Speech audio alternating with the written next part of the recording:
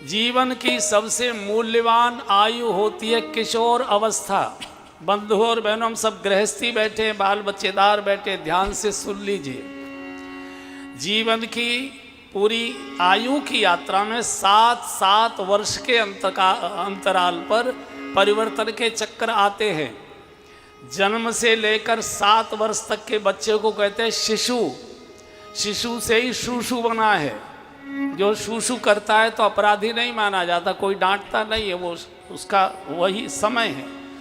जन्म से लेकर 7 वर्ष तक का शिशु, 7 वर्ष से 14 वर्ष की आयु का बालक, उसको कहते हैं बाल शाखा, बाल मंदिर, बाल विद्या मंदिर, बालक। और 14 वर्ष से 21 वर्ष की आयु ये जीवन की सबसे मूल्यवान उम्र है। बेटा और बेटियों की ध्यान से सुन लीजिए। आप सब गृहस्थी मेरे सामने बैठे, घर में भी जो बैठकर सुन रहे हैं वो भी सब गृहस्थी है। 14 वर्ष से 21 वर्ष की आयु, इसको किशोर अवस्था कहते हैं। ये जीवन की सबसे मूल्यवान उम्र हुआ करती है। इस उम्र में जो बेटा बेटी माता पिता की निगाह से दूर चले गए, उनको विधाता भी लौटा कर नहीं ला सकता दुर्गुणों से। और इस उम्र में जो माता पिता की नेत्रों की दृष्टि की परिधि में रह गए, उनको कोई कलयुग बिगाड़ नहीं सकता, कोई कलयुग हिला नहीं सकता है। ये सबसे मूल्यवान उम्र होती है। चूँकि ये 14 वर्ष की आयु में प्रवेश करते ही शरीर के अंगों में, शरीर की रचना में, शरीर के मस्तिष्क में, स्वभाव में परिवर्तन होने लगता है। उद्दंडता बढ़ने लगती है, मन में उच्छृंखलता बढ़ने लगती है, तेज प्रकट होने लगता है, तेज बनने लगता है, इसलिए उच्छृंखलता बढ़ने लगती है।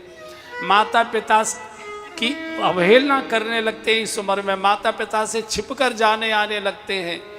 ये सबसे खतरनाक उम्र है। इस उम्र में बच्चों के ऊपर माता पिता की दृष्टि चाहिए ही। कहाँ जाता है, कहाँ बैठता है, क्या खाता है, क्या पीता है, किनके साथ घूमता है, ये माता पिता के दृष्टि से अगर ये चले गए तो फिर कोई बचा नहीं पाता है, किसी का आशीर्वाद भी लगेगा नहीं। दोनों ही किशोर अवस्था में, जानकी जी भी किशोरी हैं और भगवान वह किशोर समभात सुहाए। भगवान गुरु के चरणों में जा रहे हैं और जानकी जी गौरी पूजन के लिए आ रहे हैं। गुरु केवल शरीर नहीं है, गुरु माने ज्ञान, गुरु माने गरिमा, गुरु माने गंभीरता, गुरु माने सदाचार, गुरु माने धर्म, गुरु माने प्रकाश, गुरु माने विकास। ये जो पुरुष पुल्लिंग के सद्गुण हैं, ये सब गुरु के प्रतीक हैं। ज्ञान की ओर चले। 14 वर्ष की उम्र के बाद बच्चे अंधेरे की ओर जाते हैं, माता पिता से छुपकर जाना पसंद करते हैं। माता पिता सो जाएं उसके बाद आना पसंद करते हैं कि हमको देख रहे पिताजी। तो ये प्रकाश की ओर जाए, गुरु की ओर जाए, गुरुता की ओर जाए, गंभीरता की ओर जाए, सत्य की ओर जाए, धर्म की ओर जाए, गरिमा की ओर जाए, प्रकाश की ओर जाए। और गौरी केवल शंकर जी की पत्नी ही नहीं है। गौरी माने गरिमा, गौरी माने ज्ञान, गौरी माने गंभीरता, गौरी माने शील, गौरी माने करुणा, गौरी माने दया, गौरी माने समर्पण। ये जो स्त्रीलिंग के सद्गुण हैं, ये गौरी के प्रतीक हैं। इन गुणों की ओर 14 वर्ष की आयु पर पहुंचते ही माता पिता को, पुत्र और पुत्रियों को इन गुणों की ओर आगे बढ़ाना चाहिए। इनमें से कोई भी एक सद्गुण अगर जीवन में आ गया तो कोई दुर्गुण प्रवेश नहीं कर पाएगा।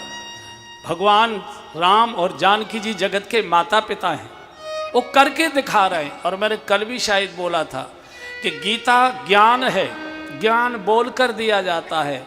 राम कथा चरित्र है, चरित्र करके दिखाया जाता है। भगवान कहना चाहते हैं अपने घर में अगर जीवन में राम राज्य का आनंद लेना चाहते हो तो जो हमने किया है, जो हम कर रहे हैं, वो करना शुरू कर दीजिए। कलयुग में भी राम राज्य का आनंद का भोग करोगे, उसमें कोई दिक्कत नहीं आएगी।